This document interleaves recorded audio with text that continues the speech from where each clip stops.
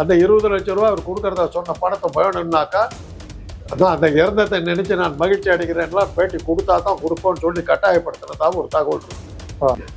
இளவு வீட்டில் எல்லாம் என்ன சொல்லுவோம், நம்ம இதுக்காக கவலைப்படாத நாங்கள்லாம் இருக்கிறோம் தான் நம்ம எல்லாரும் சொல்லுவோம். அது இளவு வீட்டில் சொல்கிற டைலாக் இது. அதை என்ன எழுதி கொடுத்து படிச்சிருக்கோம். அந்த வகையில் அவர் சொல்லியிருக்காரு. அது உங்களுக்கு அது ஒரு நியூஸாக மாறி இருக்கு. யூடியூப்காரர் தான் அவருக்கு விளம்பரம் கொடுக்கறதுக்குன்னு உயிரை விடுறீங்க. இதெல்லாம் அழுக வேண்டிய அவசியம் ஒன்றும் இல்லைங்களே. அந்த இறந்து போன அந்த 41 குடும்பத்தில் இறந்து போனவர்களை நினைச்சு அந்த குடும்பங்கள்லாம் மகிழ்ச்சி தானே அடைஞ்சிருக்காங்க. விஜய்க்காக என் பிள்ளை இறந்தது நான் மகிழ்ச்சி அடைகிறேன் தானே ஒருத்தர் சொல்லியிருக்காங்க. எதுக்கு எடுத்தாலும் ஸ்டாலின் சொல்றாங்க. அப்புறம் உன்னால்தான் ஸ்டாலின் எதுக்க முடியல, பேசாம போயிடு. உன் கூட்டத்தை தடுத்துடுறாரு, உன் கூட்டத்தில் வர்றவங்களை கொண்டு போடுறாரு, உன் கூட்டத்துக்கு வரவங்களை பேசக்கூடாம தடுக்கிறாரு, உன்னை வெளியே வரவிடாம படுக்க வச்சுட்டாரு. இவ்வளவு தூரத்துக்கு நீ ஸ்டாலினை கண்டு பயந்து ஓடி போயிட்டு அப்புறம் என்னத்துக்கு அரசியலுக்கு வர போயிட. கூட்டம் நடத்துறதுக்கு கூட எங்களுக்கு அனுமதி கொடுக்கல, எங்களுக்கு எல்லா கருத்தலும் பண்ணாங்கன்னு மேடிக்க மாட்டேன். நீ வேறனா மீட்டிங்ல என்ன பேசுன? 10 மீட்டிங் அதே தான் பேசியிருக்க. உனக்கு வச்சுக்கிட்டு இருக்கிற ஒய் பிரிவு பாதுகாப்புல ஒரு 25 உளவுத்துறை அதிகாரிகள் வச்சிருக்க. அவங்க என்ன பண்ணாங்க? மக்களுக்கு உன்னை காப்பாத்தினாங்க. உன்னை பார்க்க வந்த மக்களை காப்பாற்றுற பொறுப்பு அவங்களுக்கு இல்லை. அவங்க என்ன பண்ணிக்கிட்டு இருந்தாங்க? இவங்களை கூத்துக்கு அப்புறம் ஒன்று கைது பண்ணலையே. நியாயமா என்ன பண்ணிருக்கணும்? கைது பண்ணிருக்கணும். ஆமா, பண்ணலையே. அது சட்டையே பண்ணல அவரை. ஏன்னா அவர் வந்தா இப்படிதான் நடக்கும் தெரிஞ்சு போய் தான் விட்டுருக்கு. அரசாங்கம் தான் உங்களுக்கு எதிர்ப்பா இருக்குதுன்னு நீங்க முதல்ல இருந்தே சொல்லிக்கிட்டு இருக்கீங்க. அங்கிள் நீ என்ன கையாட்டக்கூடாது, மூஞ்ச காட்டக்கூடாது, எனக்கு என்னென்னமோ தடை விதிக்கிறீங்கன்னு மேடையில முழங்குன்னு இல்லை. அப்ப அரசாங்கம் உனக்கு உதவியா இல்லைன்னு தெரிஞ்ச போது உன்னுடைய கட்சிக்காரரை விட்டு உங்க ரசிகர்களை காப்பாற்றி இருக்கணுமா இல்லையா? அது உன் பொறுப்பா இல்லையா? இந்த மக்கள் ஒன்றும் பாதிக்கப்பட்டதா அவங்க சொல்றீங்க. இந்த கூட்டத்தில் இறந்ததுக்கு அவங்க குடும்ப உறுப்பினர்களை இழந்ததில் எங்களுக்கு மகிழ்ச்சி தான். விஜய் பார்க்க போனதுக்காக என் மகன் இறந்ததில் நான் மகிழ்ச்சி அடைகிறேன்னு தான் அவங்களாம் சொல்லியிருக்காங்க. அதனால அதுக்காக நம்ம ஆறுதல் சொல்ல வேண்டிய அவசியமா பாதிக்கப்பட்டவங்க சொல்ல முடியாது. அந்த விஜய்க்காக உயிர் தியாகம் செய்த தியாகிகளுக்கு அவர் அஞ்சலி செலுத்தியிருக்கார்.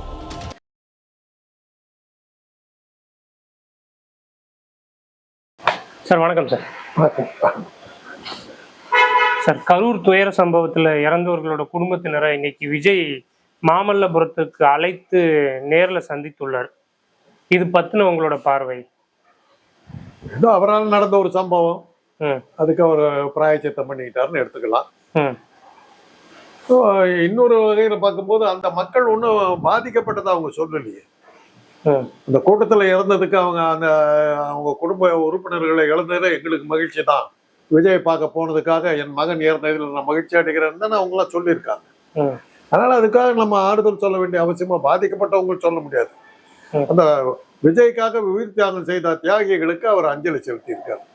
அது மாதிரிதான் போகணும். அது அவங்களுக்குள்ள நடக்கிற ஒரு விஷயம். அது பொதுமக்களுக்கு அதுக்கு சம்பந்தம். விஜய் நேர்ல கரூருக்கு போக முடியாததுக்கு அரசு முறையான பாதுகாப்பு வசதிகளை ஏற்படுத்தி கொடுக்கல. அதனாலதான் அவர் மாமல்லபுரத்துக்கு அழைத்து சந்திக்க வேண்டிய ஒரு சூழ்நிலை உருவாகுதுங்கிறத அதையும் பேசுறாங்க. சரி, அப்ப தமிழ்நாடு அரசு அப்ப பாதுகாப்பு கொடுக்கல. தமிழ்நாடு அரசு மேல வழக்கு போட வேண்டியதானே? வழக்கு போட்டு சொல்ல வேண்டியதானே ஏன் பாதுகாப்பு கொடுக்க? கேஸ் போட்டிருக்காங்கன்னு நினைக்கிறேன். நீதிபதி கேட்டிருக்காங்க. இதுக்கு முன்னாடி ஒரு மொத்தமா ஒரு 8 கூட்டம் தாங்க போட்டிருக்காரு.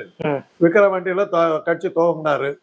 அதுக்கப்புறம் ஏதோ ஒரு நூல் வெளியிட்டு விழான்னு ஒரு அடுத்த கூட்டம் ஒன்று போட்டாரு. ஒவ்வொரு கூட்டத்துக்கு மத்தியில 3 மாசம் கேப்பு. இந்த சனிக்கிழமை மீட்டிங் ஒரு 3 தான் போட்டாரு. மொத்தமா ஒரு 8 மீட்டிங் தான் போட்டிருக்காரு. இதுல அப்புறம் விக்கிரவாண்டியில இந்த கள்ளக்குறிச்சி விஷசாராய வழக்குல இறந்தவங்களுக்கு போய் அனுதாபம் தெரிவிச்சாரு. அப்புறம் இதுல அனிதாங்கிற பொண்ணு நீட் தேர்வுல இறந்த அந்த பெண்ணுக்கு அனுதாபம் நேர்ல போனாரு. அப்போல்லாம் நடக்காத ஒரு சம்பவம் இப்பதான் நடந்திருக்குது. இதுவரைலாம் அவர் போன இடத்துல எந்த பிரச்சனையுமே இல்லையே. பரந்தூர்ல விவசாயிகள் போராட்டத்துல கலந்துக்கிட்டாரு. என்ன ஆச்சு? ஒண்ணுமே இல்லையே. இப்போ அரசாங்கத்துக்கு சரியான முறையில செய்ய முடியாது அப்படின்னாக்கா இன்னைக்கு திருச்செந்தூர் நீங்க பார்த்திருப்பீங்க. எத்தனை லட்சக்கணக்கான மக்கள் அங்க நிக்கிறாங்க. அரசாங்க பொறுப்புல தான் நடக்குது. அங்க என்ன நடந்தது?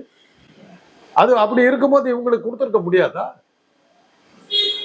அப்படியே கொடுக்கலன்னா கூட இவங்க கட்சிக்கு ஊழியர்கள் எங்க போனாங்க? அரசாங்கம் தான் உங்களுக்கு எதிர்ப்பா இருக்குதுன்னு நீங்க முதல்ல இருந்தே சொல்லிக்கிட்டு இருக்கீங்க. அங்கிள் நீ என்ன கையாட்டக்கூடாது, மூஞ்ச காட்டக்கூடாது, எனக்கு என்னென்னமோ தடை விதிக்கிறீங்கன்னு மேடையில முழங்குன்னு இல்லை. அப்ப அரசாங்கம் உனக்கு உதவியா இல்லைன்னு தெரிஞ்ச போது உன்னுடைய கட்சிக்காரரை விட்டு உங்க ரசிகர்களை காப்பாற்றி இருக்கணுமா இல்லையா? அது உன் பொறுப்பா இல்லையா? அரசாங்கத்து மேல பழி சொல்றது கூட அரசாங்கம் கெட்டவங்க தான். ஆமா, அரசாங்கம் கெட்டவங்க தான், உனக்கு எகென்ஸ்டா நடந்தாங்க. உன் புத்தி எங்க போச்சு? உனக்கு அந்த பொறுப்பு இல்லை. உனக்கு வச்சுக்கிட்டு இருக்கிற ஓய்வு பிரிவு பாதுகாப்புல ஒரு 25 உளவுத்துறை அதிகாரிகள் வச்சிருக்க, அவங்க என்ன பண்ணாங்க? மக்களுக்கு உன்னை காப்பாத்தினாங்க. உன்னை பார்க்க வந்த மக்களை காப்பாத்துற பொறுப்பு அவங்களுக்கு இல்லை. அவங்க என்ன பண்ணிக்கிட்டு இருந்தாங்க? இதெல்லாம் யார் பதில் சொல்றது? சும்மா 19 நீ காப்பாத்த, அவங்க தான் முதல்ல இருந்து உனக்கு இது கூட்டம் நடத்துறதுக்கு கூட எங்களுக்கு அனுமதி கொடுக்கல. எங்களுக்கு எல்லா கடத்தலும் பண்ணாங்கன்னு மேடைக்கு மாட்ட. நீ வேற என்ன மீட்டிங்ல என்ன பேசுன? 10 மீட்டிங் அதே தான் பேசியிருக்க. அப்படி இருக்கும்போது அந்த மாதிரி நடக்கும், ஒரு அசம்பாவிதம் நடக்கும்னு உனக்கு தெரியுமா இல்லையா?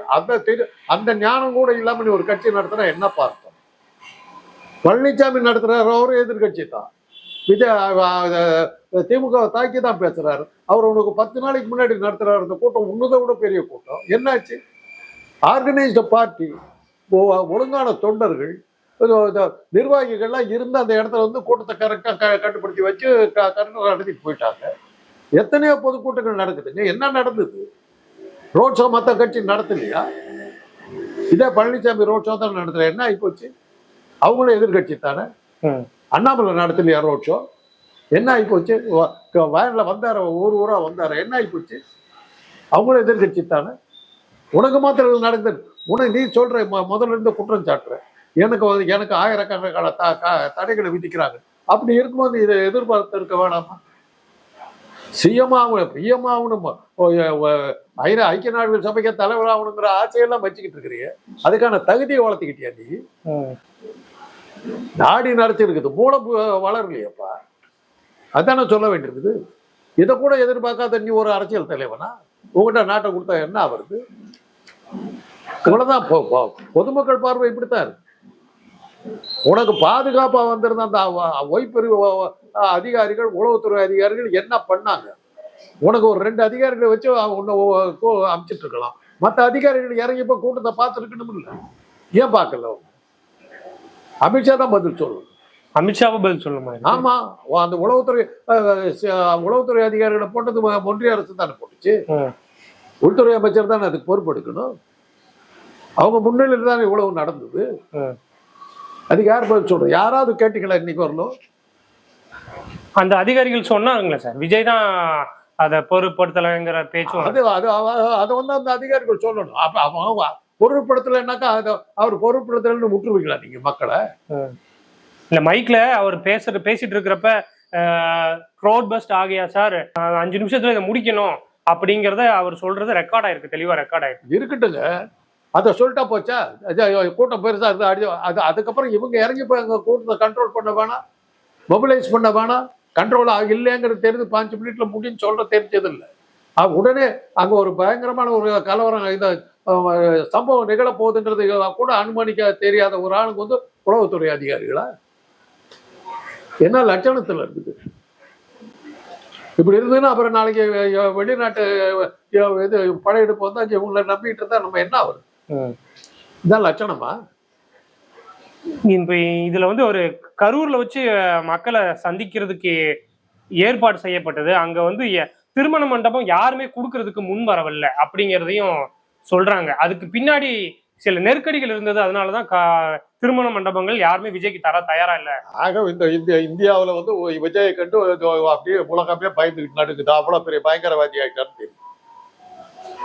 அவர் வெளியில வந்தாலும் ஆபத்துங்கிற அளவுக்கு ஆகி போச்சுங்க. இதுக்கு தமிழ்நாடு அரசு ஒன்றும் பண்ண முடியாது.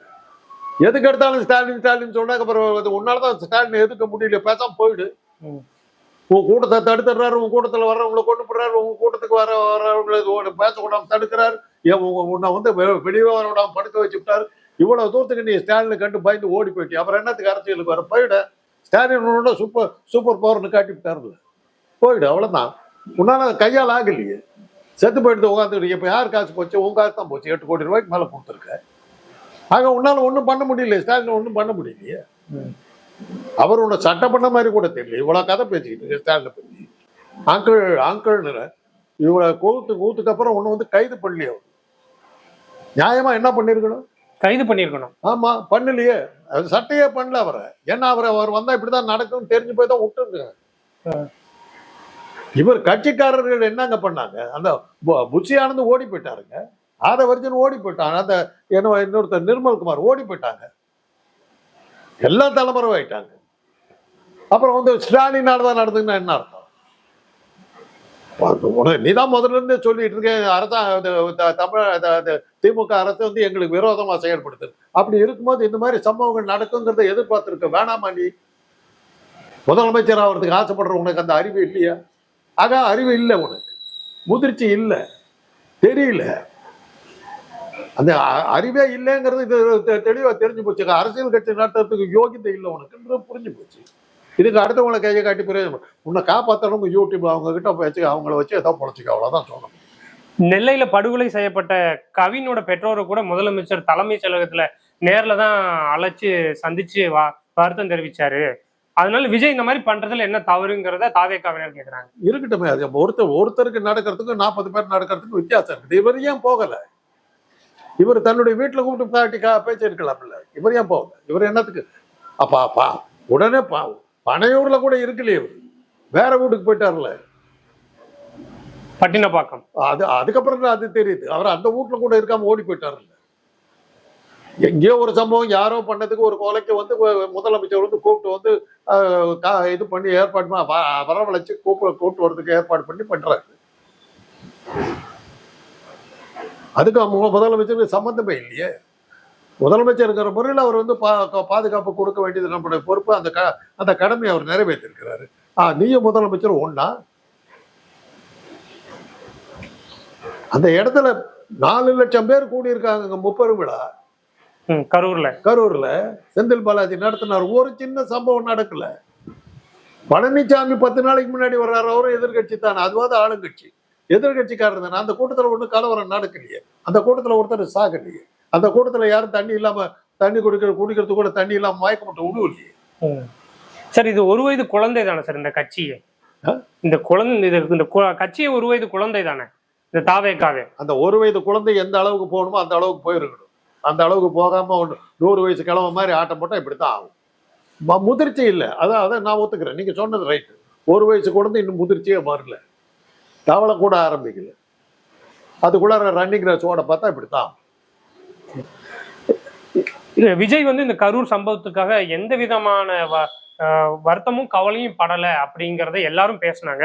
ஆனா இன்னைக்கு வந்து அந்த பாதிக்கப்பட்ட அந்த உயிரிழந்தவர்களோட குடும்பத்தினரிடம் கண்ணீர் விட்டு கதறி எழுததா அந்த குடும்பத்தினரே வந்து சொல்றாங்க. அது இன்னும் 1 வருஷம் கழிச்சு கூட அழுகுறாங்க. என்ன அவங்களே மறந்துட்டு இருப்பாங்க செத்து போனது. இப்போ போய் அழுதுட்டு இருப்பாங்க. அர்த்தம் இல்லை. என்னைக்கு அழுகுன்னு இருக்கிற இன்னும் 20 நாள் கழிச்சு வந்து அழுதுகிட்டு இருந்தா என்ன அர்த்தம்? அது ரைட்டு. ஏதோ ஒரு நடிகர் இப்போ அழுதா கரெக்டா இருக்குன்னு சொல்லியிருப்பாங்க. அந்த டைரக்ஷன் பிரகாரம் போயிருப்பாரு. அவங்க இதெல்லாம் அழுக வேண்டிய அவசியம் ஒண்ணும் இல்லைங்களே.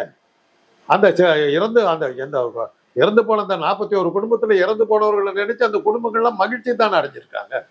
விஜய்க்காக என் பிள்ளை இறந்தது நான் மகிழ்ச்சி அடைகிறேன் தானே ஒருத்தர் சொல்லியிருக்காங்க. 7 குடும்பத்தினருங்க வரவே இல்லையே. எல்லாரும் மகிழ்ச்சி அடைஞ்சாங்கன்னு சொல்ல முடியாது. நீங்க சொல்ற வாதத்தை எடுத்துக்கிட்டா கூட 7 பேர் விஜய் சந்திக்கிற மனநிலையில நாங்க இல்ல அப்படின்னு அவங்க வர்றதை தவிர்த்துட்டாங்க. அவங்க நிஜமாவே வருது இருக்காங்க. இவங்க எல்லாம் வந்து இன்னொரு தகவல் சொல்றாங்க. அந்த 20 லட்சம் ரூபாய் அவர் கொடுக்கறதா சொன்ன பணத்தை வேணும்னாக்கா அந்த இறந்ததை நினைச்சு நான் மகிழ்ச்சி அடைகிறேன்லாம் பேட்டி கொடுத்தா தான் கொடுப்போம்னு சொல்லி கட்டாயப்படுத்தினதாக ஒரு தகவல் இருக்கு.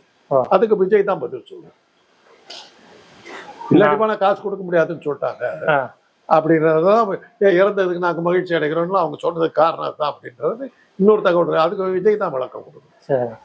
வேலை வாய்ப்பு, திருமணம், கல்வி உள்ளிட்ட அனைத்து செலவுகளையும் நான் ஏத்துக்கிறேன். உங்க வாழ்நாள் முழுவதும் கடைசி வரைக்கும் நானும் தாவேக்காவும் உங்களுக்கு உங்க கூடவே இருப்போம், உங்களுக்கு துணையாவே இருப்போம் அப்படிங்கிறதையும் விஜய் சொல்லியிருக்கிறாரு. இந்த நேரத்துல அப்படித்தான் இருக்கு. இளவு வீட்டுல எல்லாம் என்ன சொல்லுவோம், நம்ம இதுக்காக கவலைப்படாத நாங்கெல்லாம் இருக்கிறோம் தான் நம்ம எல்லாரும் சொல்லுவோம். அது இளவு வீட்டுல சொல்ற டைலாக் இது. அது என்ன எழுதி கொடுத்தா படிச்சிருக்காரு.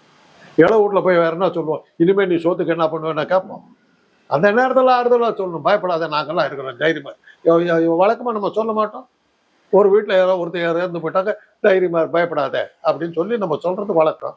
அந்த வகையில அவர் சொல்லியிருக்காரு. அது உங்களுக்கு அது ஒரு நியூஸா மாறி இருக்கு. யூடியூப்காரர் தான் அவருக்கு விளம்பரம் கொடுக்கறதுக்குன்னு உயிரை விடுறீங்க, அந்த அடிப்படையில் கொடுக்குறீங்க. சரி, பார்ப்போம் என்ன. அடுத்து விஜய் வந்து அடுத்து ஜெயலலிதா அம்மா ஸ்டைல்ல ஹெலிகாப்டர்ல இனிமே பிரச்சார பயணத்தை மேற்கொள்ள போவதா ஒரு தகவல் வருது. இது உண்மையிலே அவருக்கு சக்சஸ் ஆகும்னு நினைக்கிறீங்களா? அதெல்லாம் இனிமே இந்த காலத்துல இதெல்லாம் பேசுறது அர்த்தம் இல்லைங்க. ஆ. அரசியல் மாத்திரம் இல்லைங்க, இன்னைக்கு வந்து டெக்னாலஜி வளர்ந்ததுக்கு பிறகு மக்களை சந்திக்க வேண்டிய அவசியமே யாருக்குமே இல்லை. அப்படி இருக்கும்போது எலெக்ஷன் மாத்திரம் என்னத்துக்கு நேர்ல போய் பேச வேண்டிய அவசியம் என்ன இருக்குது? அரசியல்ல மாத்திரம் ஆதி காலத்து ஸ்டைல்ல வந்து மீட்டிங் போடணும், ஊடு ஊடா பார்க்கணும், இது பண்றது, இதெல்லாம் என்ன இருக்குது? இந்தியா மாதிரியான ஒரு நாட்டுல நீங்க சொல்ற மாதிரி இது என்ன அமெரிக்காவா டிவி டிபேட்ல பிரச்சாரத்தை முடிக்கிறதுக்கு? இங்க வந்து மக்களை சந்திக்கிறவங்களுக்கு தானே மக்கள் ஓட்டு போடுவாங்க. அமெரிக்காவான்னு கேட்காதீங்க. அமெரிக்காவில் வந்து டிஜிட்டல் முறையில் பண்றதுல அவங்க விசில் ஸ்டாப் ப்ரொபகண்டான்னு ஒன்று இருக்குது, தெரியுமா உங்களுக்கு? தெரியும் தெரியும். பிரசிடென்டா நிக்கிறவர் வந்து ட்ரெயின்ல போவார், ஒவ்வொரு ரயில்வே ஸ்டேஷன்ல இறங்கி அந்த இடத்துல கூட்டத்தை இது பண்ணி பேசுவாங்க. விசில் ஸ்டாப் ப்ரொபகண்டான்னு பேர் இருக்கு. அங்க நேரில் தான் பாக்குறாங்க, அங்க ஆன்லைன்ல பேசினவெல்லாம் நடக்காது. அங்கே எந்த நாட்டிலுமே ஆன்லைன்ல பேசினா நடக்காது.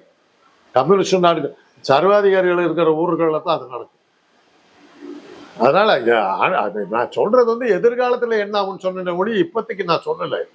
அதை வந்து ஆரம்பிச்சு வைக்கிறாரு விஜய்க்கு நான் சொல்றேன், முன்னோடியா இருக்கிறாருன்னு நான் சொல்றேன். அப்படி போறாரு. நன்றி சார்.